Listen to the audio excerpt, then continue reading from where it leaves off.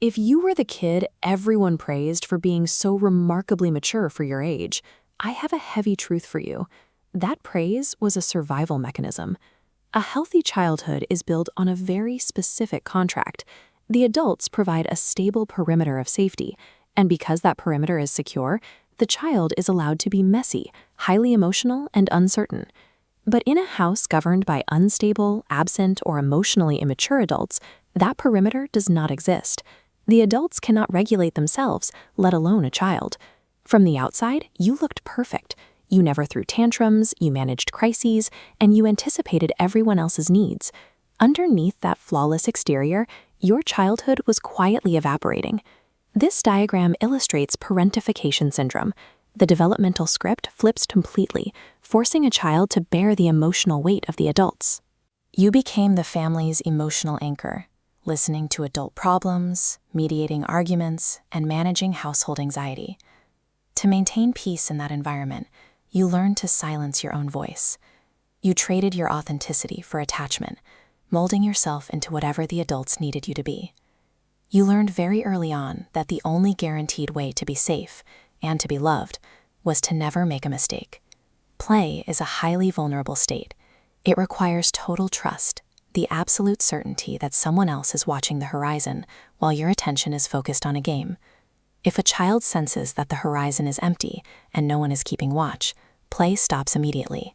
To compensate, the young brain enters a permanent state of hypervigilance, locking the nervous system in chronic stress.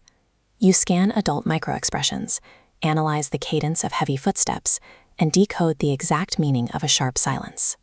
Before you even hit puberty, your mind is operating like a wartime tactician, constantly calculating the safest route through your own living room. This anxiety is a deep structural rewiring of your nervous system, engineered specifically to keep you alive in chaos. The cruelest part of growing up too fast is how that structural rewiring shadows you right into your 20s and 30s. You enter adulthood as what psychologists refer to as a burnt-out gifted adult, carrying an extreme, almost isolating level of independence. This flowchart demonstrates the competency trap. An external crisis pushes you to immediately take responsibility. You refuse help, leading back to internal burnout. If a plan fails, your subconscious whispers it is your fault for not managing it well enough. When the external world finally goes quiet, it feels physically impossible to rest. Lowering your guard feels incredibly unsafe because your childhood taught you that resting invites disaster. You become the fixer for everyone else's trauma. Surrounded by people who rely entirely on your strength, you hold a high bar for effort, while your own emotional battery sits perpetually at absolute zero. The very tools that kept you safe and functioning as a child are now constructing the walls of your adult prison. But you must understand that the emergency is officially over now. You no longer live in that unguarded house. You do not owe the world a staged performance of unbreakable strength. You can stop shrinking your current self just to maintain the comfort of everybody else in the room. You are allowed to be imperfect. You are allowed to rest without guilt, and you are allowed to let someone else take the wheel for a while.